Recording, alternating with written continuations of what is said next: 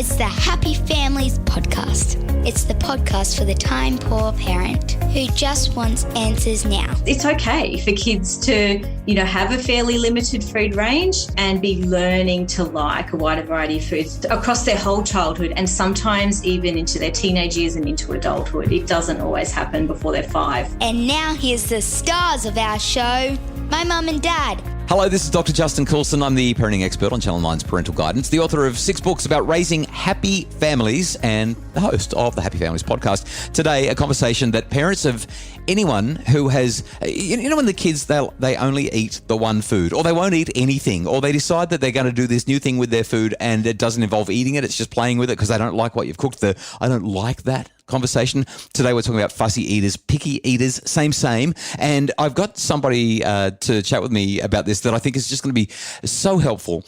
Deb Blakley is an accredited practicing dietitian. That's the official title, an APD. It matters because it means that Deb's done all the right work to get all the right qualifications to give us answers to this. And Deb runs Kids Dig Food. What a great name for a business. Hey, Deb, thanks for joining us on the Happy Families podcast. Thanks, Justin. I'm really pleased to be here. This is a topic that's very close to my heart, as you probably know. I do. So let me start with what I think is the number one important question to ask around picky eating. And we're talking about kids from 1 to 12, right? We're not talking about adolescents because things get a little bit murkier there. We're just talking about once the child is off the breast or at least not fully breastfed through to their adolescent years. Being a picky eater, I was doing some research on this a few weeks ago. It actually wasn't really a thing until the 1970s. Like history shows parents didn't think much about what their kids ate at all. In fact, they got mad at the kids for trying to eat all the food that was on the table. Everything. The kids were always hungry. But today, it's all about MasterChef for kids, right? And we care a lot. So what would you say are the main reasons that kids become a bit picky about their food? Yeah, look, I think the first thing to remember if we're thinking about what happened, let's say I'm a child of the 70s. So, the difference is that parents are navigating a very different feeding environment, a food landscape today. It's totally different. You're right. We had, if you think about what might have been in your lunchbox when you were a kid, it was honey and peanut butter sandwiches. Honey and peanut butter sandwiches. That's all I had. Maybe an apple and, yep. So there's a lot of difference. There's different perceptions about what kids need to eat. We've got parents really feeling like they're being judged about what their child's eating or what's in the lunchbox. Yep. Social media's got a lot to say for that. And I think kids essentially are the same as they were in the 70s in terms of how they navigate food. I think what's changed is our expectation has changed of what children should be doing. And I put should very much in inverted commas there with food. Yeah, I love the way you say that because I'm thinking back to, like, my mum was always a good cook, I thought, but it was standard meat and 3 veg for dinner. And the steak, when we had steak, was cooked well done. I mean, there was no such thing as a rare steak or a medium rare steak back then. And we expected it. It was just bangers and mash. It was sausages and some veggies or something like that. And I think you're right, that expectation, I hadn't considered that until you said it, and I love that little insight. Just such a little quirky acknowledgement. Is there an age where we should expect pickiness? Like, is there an age where kids start to get really picky, and then conversely, is there an age where they start to expand their palates? Should we expect that at a certain age they'll get over themselves and their pickiness? Well, I give this answer with a caveat that every child is different. Of course. And typically, however, though, we do see children around that sort of 1 to 2, maybe 3 age group. They've transitioned to solids. The parents might have experienced like a bit of a honeymoon period where they ate everything for the first few months of eating solids and they think, oh, wow, my kid's a really wonderful eater. And then all of a sudden they start dropping foods or they start getting a bit pickier. Interestingly, it's usually around the time where if we look at a child's growth chart where growth trajectory starts to slow a little bit. So they're coming out of that really rapid growth phase of the first year of life. And also, I guess you've probably got other experts that can explain it better than me. There's also this time of differentiation of, I'm my own person. I'm learning that I'm different to my parents and I can crawl over there and mum can't do much about it. And and so there's this independence factor, I think, that plays in as well. So, but typically children will become more picky into the second and third year of life.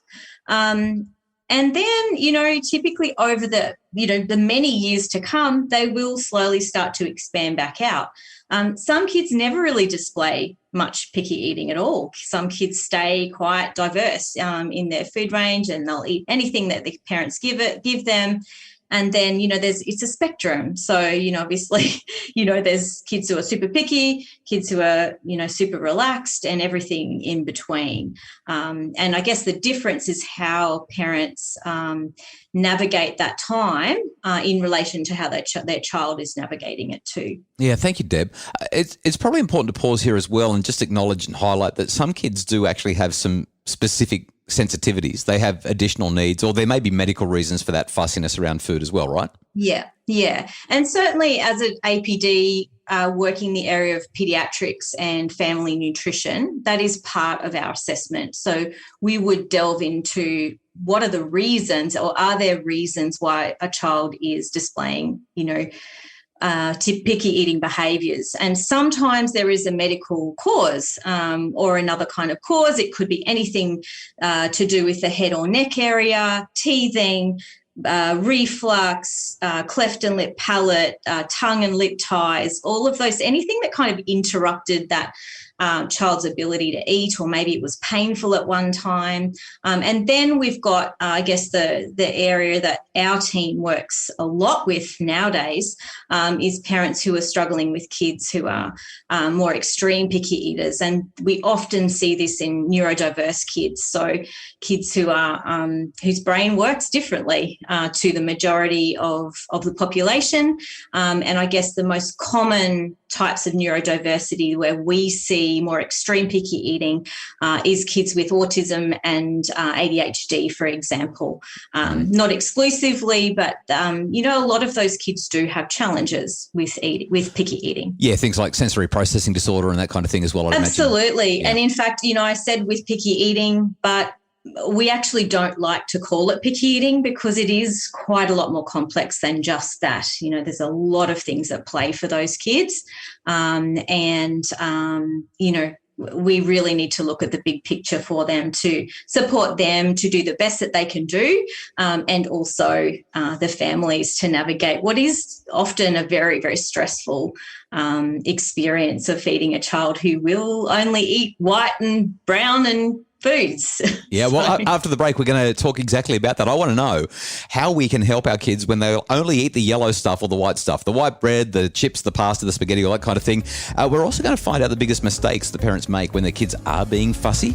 It's coming up on the Happy Families podcast. It's the Happy Families podcast. Are screens creating tension at home? Tweens, Teens and Screens is a webinar to guide families to healthy, safe super screen solutions. Buy it today at happyfamilies.com.au/shop. It's the Happy Families podcast, the podcast for the time-poor parent who just wants answers now. Today, my special guest on the podcast is Deb Blakley, an accredited practicing dietitian and the owner, the CEO of Kids Dig Food. You can find everything about Deb and her work online, Kids Dig Food, and we'll link to Deb's resources in our show notes. Let me move towards a conclusion. Let's get to the practical side of things here. So I want to make a guess. The majority of people who are listening to this podcast, well, we certainly have a lot of families who are raising kids who are not neurotypical. The majority still fall into a neurotypical category. So let's imagine that we've got a fairly standard family and one of the kids is just being a little bit picky, a bit annoying about food. Can you talk about the biggest mistakes that typical parents in a typical family with a quote unquote typical child make when their kids are being fussy? Yeah, sure. Look, the first thing that we see is usually pressure. So when we do our assessment of a family, what we're looking at is to answer that question, why is this child struggling with food? And to do that, we ask lots and lots of questions. And typically what we find is there is a disconnect between in that family feeding relationship that involves pressure, some kind of pressure. So either the parents trying to do the child's jobs of eating, the child being given maybe too much leeway to do a lot of the deciding around food and eating. Maybe it's just a bit of a free-for-all, and typically that's because parents have kind of just gotten to a stage where they just go, oh my gosh, I don't know what to do anymore. And so they're bouncing around between lots of different parenting styles around feeding, which are maybe not suited to to a child developing a healthy relationship with food. So the pressure is one, comparison, comparing one child with another. All of our kids are different. I guess one of the worst things you can possibly say is, oh, come on, your brother's eating it. Why can't you? Well, that child is having a completely different experience with that food than their sibling is. So, avoiding comparison. And just the worry, we see so many parents fueled by worry in this.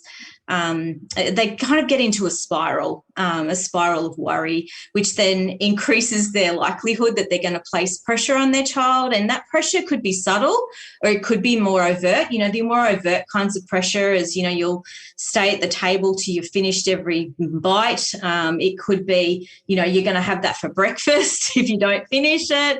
Or it could be, just, negotiating just one more bite, or, if you have this, then you can have ice cream. All of that stuff does not help the child develop a healthy relationship with food. And, one of my key, I guess, models, role models as a dietitian and as somebody working in the area of family nutrition is Ellen Satter, a dietitian and family therapist in the States. And one of her key quotes is, when the joy goes out of eating, nutrition suffers. So if the joy is going out of eating in your family, then that's an indication that things aren't going so well. And that would be one of the reasons that I would say, okay, well, if you're feeling really, really down in the dumps about this, if you're approaching meal times feeling anxious and worried about what you're going to do, then that's a sign that you actually might need a little bit of help, and hopefully a help from an expert rather than the next door neighbour or grandma who's fed in a totally different way. Deb, what are your top 3 solutions for picky eaters? Okay, so first of all, we need to trust our children. We need to trust that they're going to be able to learn to like new foods as they get older. That's hard. That's really hard when they're only eating pasta. Absolutely, yeah. And it's likely not always going to happen as quickly as we want it to, or as Facebook or Instagram or whatever thinks that, other kids, we kind of, look at other kids and go, oh, my kid isn't eating that. So trust is really important. Never back kids into a corner. So we always want to be able to be serving them some foods, each meal or snack, that are familiar to them, that we know that they're going to like. Because if we back foods into a corner, particularly our really cautious kids or really independent, must do it my way or myself kids, where it's not going to end well. And the third thing would be to provide opportunities for kids to explore food that the parents eat. And because over time they will learn to like a wider variety of foods, and typically they learn to like the foods that their parents like to eat. It's likely going to happen more slowly than we hope. And we come back to that original comment when we're talking about, we don't have to be foodies, and historically we haven't had as wide a variety of foods available to children as we do nowadays compared to, say, 30 years ago. Kids, it's okay for kids to, have a fairly limited food range. And be learning to like a wider variety of foods across their whole childhood, and sometimes even into their teenage years and into adulthood. It doesn't always happen before they're 5. I'm so glad you said that. I didn't like avocados until I was in my 30s. I didn't like oysters till I was in my 30s. I didn't like olives till I was in my 40s. Like your tastes change as you mature and you expand your palate throughout your life. So I'm so glad you said that. Deb, we could have talked for hours. This is such a fun conversation. For people who want more, because there's so much more we could have talked about, where can they go to find your resources? How can you help them with their fussy eating issues? Yeah, so at the end of last year, Justin, I launched an online course. It's a video-based course. Content's about 2 hours. It's called Feed Your Picky Eater Without Going Crazy. And that little course is really for any parent who is, just struggling with picky eating, not really knowing what to do next. It is typically for parents of kids age 1 to 12. And how much is that, Deb? Is that it's $27. Oh, it's cheap. So I was going to say cheap as chips. I don't know if I should say that. We wanted to make it. We did want to. I purposely made it as economical as I could. I want it to be available to as many parents as possible. Our team, if you feel like you need a little bit more help, our team does see families all across Australia. Telehealth, we were doing telehealth before COVID, but we're certainly doing a lot more of it now. So they would probably be the first places that I'd recommend that you go. Well, a $27 course sounds great. Some telehealth for families who are dealing with significant challenges will be even better. Deb Blakley, accredited practicing dietitian and the founder and CEO of Kids Dig Food. We'll link to all of those resources in the show notes. Thanks so much for joining us for this conversation. Thanks, Justin. The Happy Families podcast is produced by Justin Roulon from Bridge Media. Craig Bruce is our executive producer. If you'd like more information about making your family happier, you can get, a whole swathe of resources at Deb's website, Kids Dig Food. We'll link to that, like I said, or visit happyfamilies.com.au. Tomorrow, teaching children to apologise on the podcast. We're also going to have a conversation next week about whether or not kids should play with guns and a whole lot more on the Happy Families podcast. Visit happyfamilies.com.au for more.